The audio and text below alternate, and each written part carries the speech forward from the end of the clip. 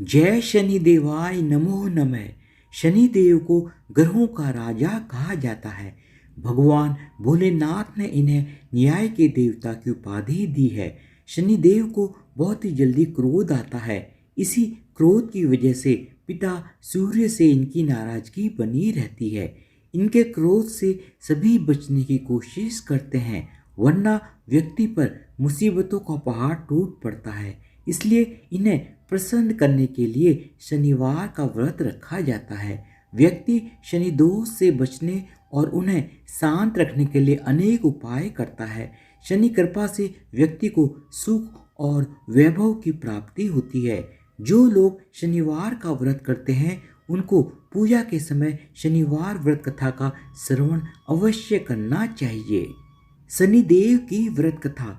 एक बार सभी 9 ग्रहों सूर्य, चंद्र, मंगल, बुध, बृहस्पति, शुक्र, शनि, राहु और केतु में बहस हो गई, कौन सबसे बड़ा है। आपस में लड़ने के बाद सभी देवराज इंद्र के पास पहुंच गए।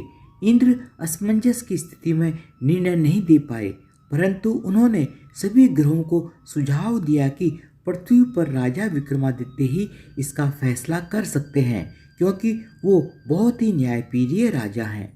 सभी पृथ्वी पर राजा विक्रमादित्य के पास गए और अपने आने का कारण बताया।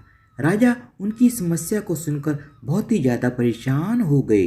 उनका चिंतित होना लाजमी था, क्योंकि जिसको भी किसी से छोटा बताया तो वही गुस्सा कर जाएगा। राजा के काफ़ी सोच विचार के बाद उन्हें एक उपाय सूझा।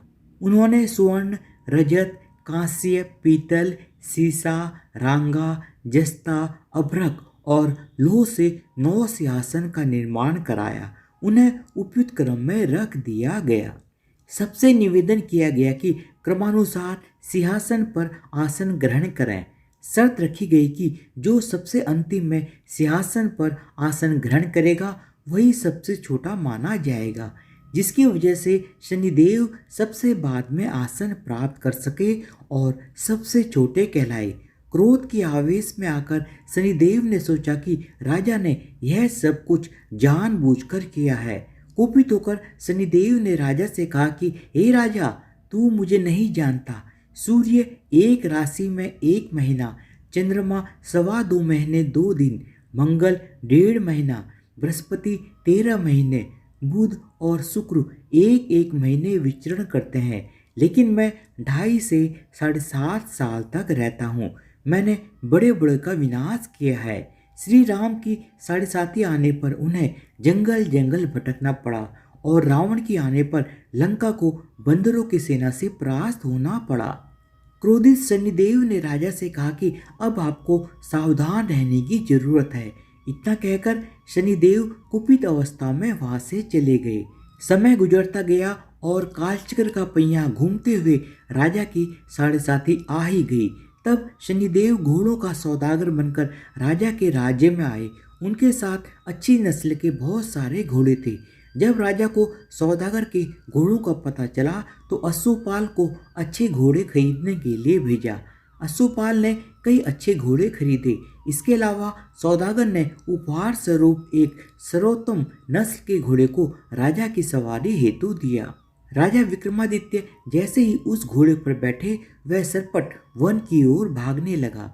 जंगल के अंदर पहुंचकर वह गायब हो गया। भूख प्यास की स्थिति में राजा जंगल में भटकते रहे। अचानक उन्हें एक ग्वाला दिखाई दिया, जिसने राजा की प्यास बुझाई। राजा ने प्रसन्नता में उसे अपनी अंगूठी देकर राजा नगर की तरफ चल दिए। वहां एक सेठ की दुकान पर पहुंचकर उन्होंने जल पिया और अपना नाम वीका बताया। भाग्यवश उस दिन सेठ की खूब आमदनी हुई थी। सेठ खुश होकर उन्हें अपने साथ अपने घर ले गया। सेठ के घर में एक खूंटी पर एक हार टंगा हुआ था, जिसको खूंटी निगल रही थी। कुछ ही देर में हार पूरी तरह से गायब हो गया। सेठ काम से कहीं बाहर चला गया था। जब सेठ वापस आया तो हार गायब था। सेठ को लगा कि विका ने उसे चुराया है। सेठ ने विका को कोतवाल से पकड़वा दिया और दंड स्वरूप राजा ने उसे चोर समझकर उसके हाथ पैर कटवा दिए। अपंग अवस्था में उसे नगर के बाहर फेंक दिया गया। तभी वहां से एक तेली निकल रहा था, जिसको विका पर दया आ गई। उसने विका को अपनी गाड़ी में बैठा लिया। विका अपनी जीप से बैलों को हाँकने लगा।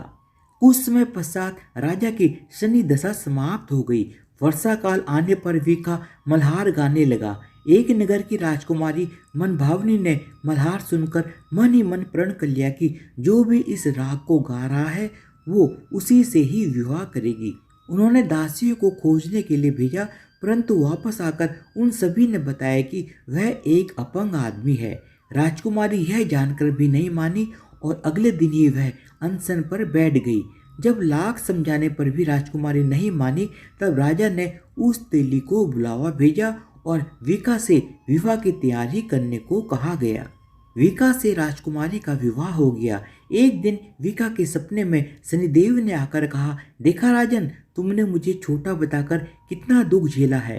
राजा ने क्षमा मांगते हुए हाथ जोड़कर कहा कि हे शनिदेव, जैसा दुख मुझे दिया है किसी और को ऐसा दुख कभी मत देना। शनिदेव इस विनती को मान गए और कहा कि मेरे व्रत और कथा से तुम्हारे सारे कष्ट दूर हो जाएंगे। जो भी मेरा नित्य ध्यान करेगा और चींटियों को आटा डालेगा, उसकी सारी मनोकामना पूर्ण हो जाएंगी। शनिदेव की कृपा से राजा के हाथ पैर भी वापस आ गए। दूसरे दिन जब सुबह राजकुमारी की आंखें खुली तो वह आश्चर्यचकित हो गई। विका ने मनभावनी को बताया कि वह उज्जैन का राजा विक्रमादित्य है। मनभावनी खुशी से फूले नहीं समा रही थी। राजा और नगरवासी सभी अत्यंत प्रसन्न हुए। सेठ ने जब यह सुना तो वह पैरों पर गिरकर क्षमा मांगने लगा। राजा ने कहा कि यह सब शनिदेव के कोप का प्रभाव था और इसमें किसी का भी कोई दोष नहीं है। सेठ ने निवेदन करते हुए कहा कि मुझे शांति तभी मिलेगी जब आप मेरे घर चलकर भोजन करेंगे। सेठ ने कई प्रकार के व्यंजनों से राजा का सत्कार किया। जब राजा भोजन कर रहे थे तभी जो खूंटी हार निकल गई थी वही अब उसे उगल रही थी। सेठ ने अनेक मोहरें देकर राजा का धन्यवाद किया और अपनी कन्या श्री कंवरी से पाड़ी ग्रहण का निवेदन किया।